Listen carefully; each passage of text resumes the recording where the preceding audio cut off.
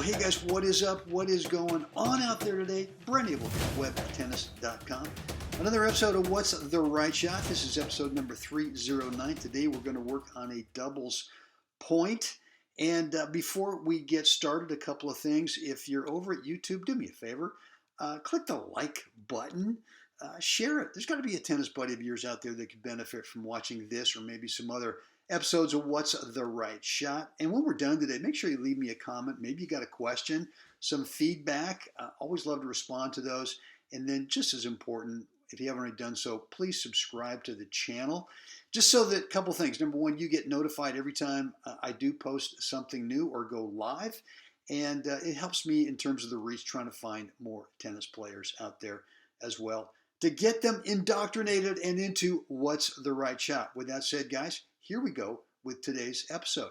Well, hey guys, what is going on out there today? Brent Abel here at webtennis.com. Another episode of What's the Right Shot. Yours truly with the serve. And look, I'm going to take this through until I'm about to play a shot. Right about here. All right, so not the greatest situation in terms of my partner and I are both obviously on the same side of the net.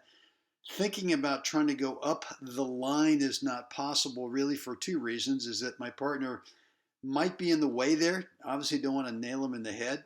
But number two, even if it gets past him with that opponent right there in front of me, I mean, this whole thing is just, let me get this out of the way here. This whole thing is just wide open, right? So the only shot choice, and I suppose the other shot choice might be a lob, but you know, my sense here is that this guy doesn't really need to close because he realizes I'm not coming up the line because of what I just said. So the lob up the line to me in terms of, is that open?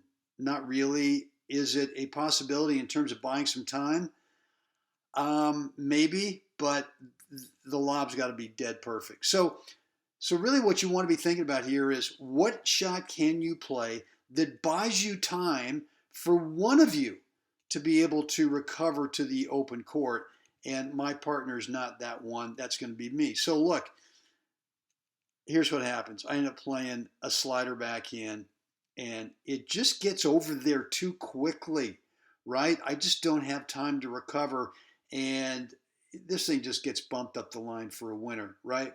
So here's what I would tell you. Next time when I'm in this situation, and we're going to go over why I was in this situation, is next time when I've got my partner who was poached and it hasn't worked out and I'm there, is I'm going to throw this lob up as high as I possibly can back cross court, not to the guy in front of me, but back cross court, and just put it up there, right? And at least give us a little moment or two right here to be able to try to gather ourselves, see if we can't, one of us get over there to cover the court. Obviously not a guarantee, but in this situation, the last thing you want to do is what I did, which was to give pace to this ball and really just rob myself of any time to be able to cover. So, all right, let's go back and take a look at what we were thinking about here.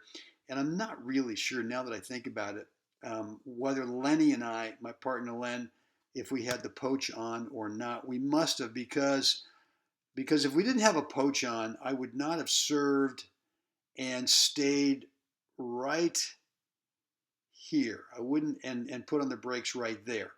Would not have done that. And it looks like, you know, Lenny's already, so why I didn't automatically cover, the only thing I can think of is that I was hedging my bet to see if Len couldn't get there, and I realized he couldn't, and so that's the only reason I didn't immediately cover.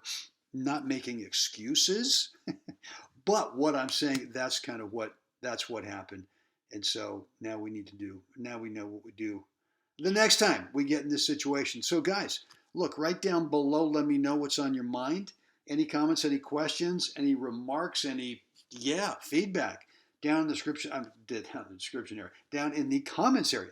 Let me know. And as always, come on now, Got to get out there today. Help someone else have a great day. Guys, see you again next time.